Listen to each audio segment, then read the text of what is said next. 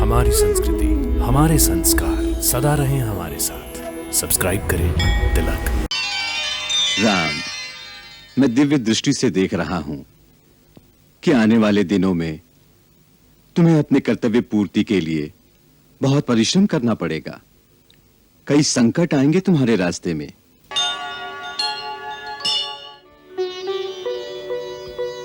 आज आर्यावर्त का सूर्य अगस्त्य आश्रम में उदय हुआ। हमारी चिरकाल की अभिलाषा आज पूर्ण हुई।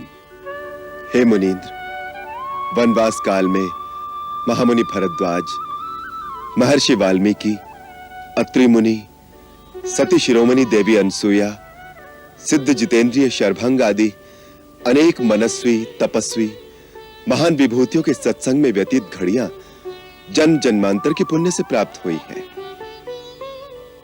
उस पर महात्मा सुतीक्ष्ण के सहयोग से आपके दर्शन तो मानो साक्षात सर्वेश्वर महादेव से साक्षात्कार होने के समान है। अपने सेवक को सदा ही बढ़ाई देना एक अच्छे स्वामी का गुण है। हे राम, तुम तो ये रहस्य जानते ही हो कि स्वयं भगवान शिव भी जिनके नाम का सदा जाप करते हैं, उन्हीं की कृपा से एक तुच्छ प्राणी को भी भक्ति, शक्ति, ज्ञान सब कुछ प्राप्त हो सकता है। यह विनय भाव ही तो आपकी शोभा है। अन्यथा आपकी महत्ता, आपकी महिमा तो देवताओं से बढ़कर है। अपने सूर्य तुल्य तेजस्विता से समुद्र शोषण करने वाले तेजोमय तपस्वी हैं आप। हे दीर्घायु महात्मन, आपकी सिद्धि के सम्मुख नतमस्तक होकर देवता, गंधर्व, सिद्ध, यति आपकी उपासना करके धन्य होते हैं। आज आपके चरणों में बैठकर जन्म सफल हुआ हम तीनों का। ये दुर्लभ पुण्य हमें अपने वनवास के अंतिम चरण में ही सुलभ हुआ है। जब तुम्हारे दंडक वन में आने का समाचार मिला था तो हृदय में एक आशा जागी थी कि इस आश्रम में भी तुम्हारा आगमन होगा और हम तुम्हारे दर्शनों से अपने नेत्रों को कृतार्थ कर लेंगे। आज वो आशा फलीभूत हो गई। तुमने 10 वर्षों तक दंडकारण्य में ऋषियों की रक्षा का भार संभाला है। अब तुम्हारे वनवास का जो थोड़ा समय शेष रह गया है, उसे तुम हमारे आश्रम में रहकर व्यतीत करो। ये आश्रम राक्षसों के आतंकों से मुक्त है।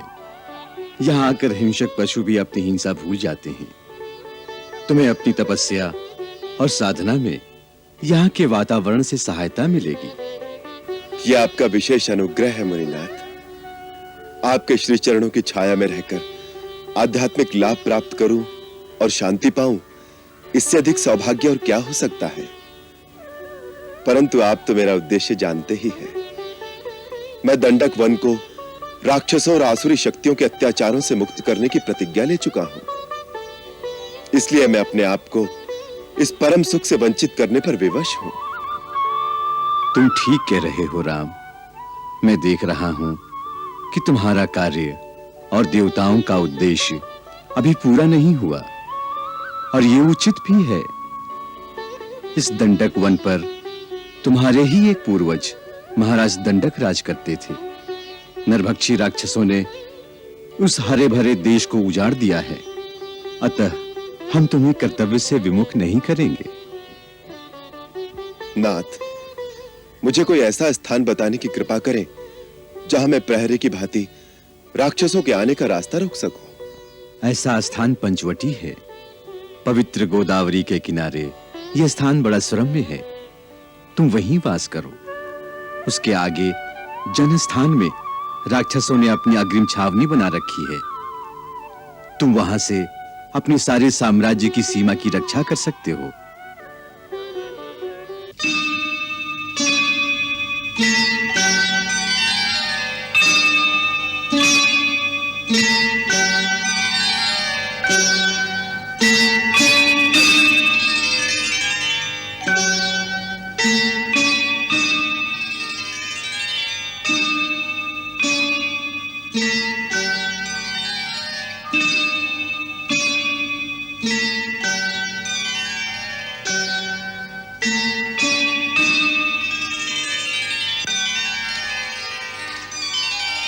राम, मैं दिव्य दृष्टि से देख रहा हूं कि आने वाले दिनों में तुम्हें अपने कर्तव्य पूर्ति के लिए बहुत परिश्रम करना पड़ेगा। कई संकट आएंगे तुम्हारे रास्ते में।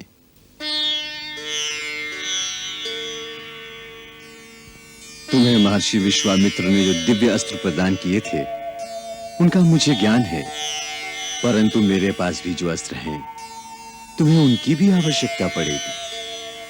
इसलिए मैं तुम्हें सब कुछ देना चाहता हूं। मेरे साथ आओ।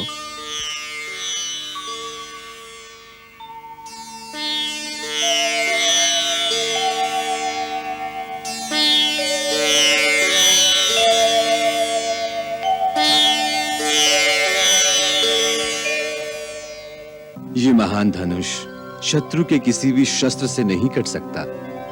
इसे विश्वकर्मा ने स्वयं विष्णु के लिए बनाया था। आगे चलकर महापराक्रमी और अत्यंत मायावी राक्षस वीरों से तुम्हें टक्कर लेनी होगी। इसलिए तुम ये धनुष ग्रहण करो।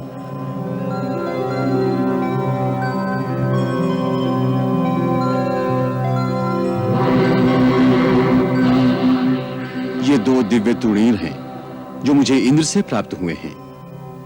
ये अक्षय हैं। इनमें बाण कभी समाप्त नहीं होते। ये चारों बाण शत्रु का नाश करके विलीन हो जाते हैं और अपने तुणीर में फिर से प्रकट हो जाते हैं। ये तुम दोनों के लिए है। इन्हें ग्रहण करो।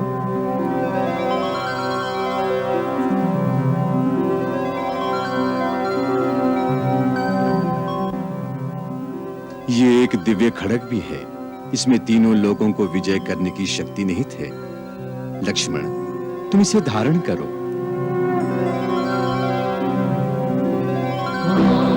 राक्षसों का नाश करने में ये तुम्हारी सहायता करेगी।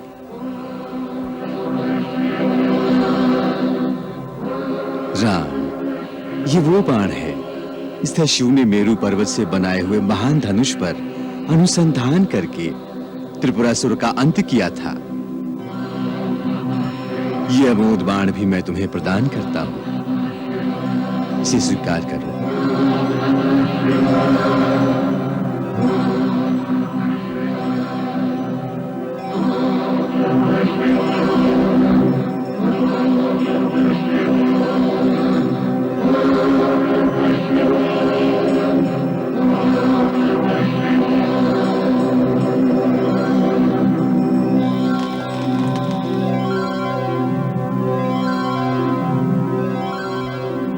इन दिव्य अस्त्रों की समस्त शक्तियां आज से तुम्हारे अधीन रहकर तुम्हारी आज्ञा का पालन करेंगी।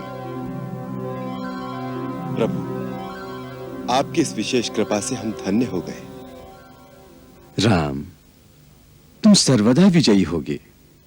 तीनों काल और समस्त लोकों में तुम्हारी जय गाथा गाई जाएगी। देवता भी तुम्हारे आगे नतमस्तक होंगे। हे कर्मवीर, मैं भी तुम्हें प्रणाम करता हूं।